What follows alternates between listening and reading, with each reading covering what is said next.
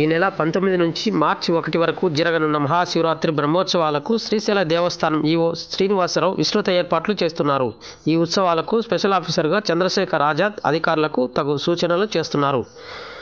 శ్రీశైలానికి లక్షలాది మంది భక్తులు వివిధ ప్రాంతాల నుంచి తరలివస్తారు. అయితే వారికి ఎటువంటి అసౌకర్యాలు కలగకుండా అన్ని చర్యలు తీసుకుంటున్నారు. ముఖ్యంగా మంచినీటి సరఫరా, క్యూలైన్ల నిర్వహణ, రద్దీని బట్టి అదనపు ప్రసాదాల విక్రయ కేంద్రాలను ఏర్పాటు చేస్తున్నారు.